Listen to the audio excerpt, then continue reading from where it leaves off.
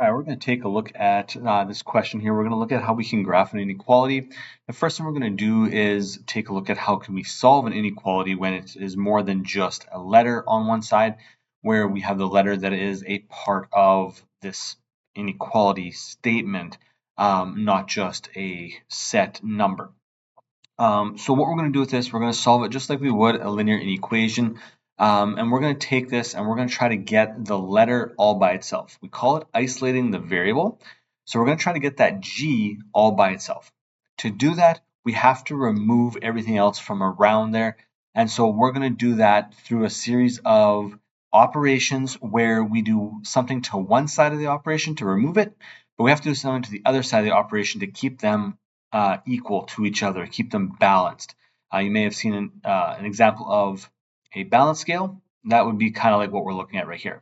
So the first thing we're going to do is on the left-hand side there, we have this minus 2. Okay, now if we want to get rid of that, we're going to have to add 2. And if we do it onto one side, we have to do it to the other side as well. On the left-hand side, the minus 2 add 2 just cancels out, which is what we want to happen. But on the other side, we have to balance it, right? So we have to add 2 as well. 7 plus 2 is 9. So now we have the statement 3g is greater than or equal to 9. All right, our g value or our variable is not by itself quite yet, which means that we still have to do something else. We have to get rid of that 3 that's in front there.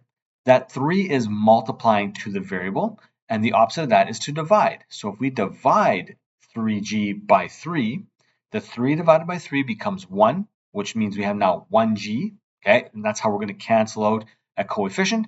And 9 divided by 3 is 3. So we know that for this statement to be true, g has to be greater than or equal to 3. We keep that inequality symbol the same inside there. Okay, so now that we have that, that's a really good start. We have our value, we have our, we'll call it the answer to this here. But now we want to graph this out as well. So how do we graph out an inequality? To start with, we're going to make a number line and we're going to make sure that our value that we have in the answer is on the number line. So you'll notice that 3 happens to be on the number line. We know that g has to be greater than or equal to 3, so we're going to draw a dot right there at 3. We're going to make sure it's enclosed, right? It's enclosed, it's not open. Okay, we might see other ones that are open, but this one's going to be closed. It means it's equal to 3.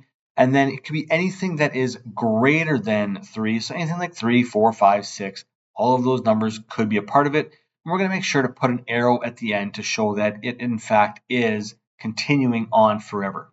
Any number that's bigger than 3 works for this inequality, and 3 does work as well because we have the equal sign in there. Hope this helped you. All the best as you work on your questions.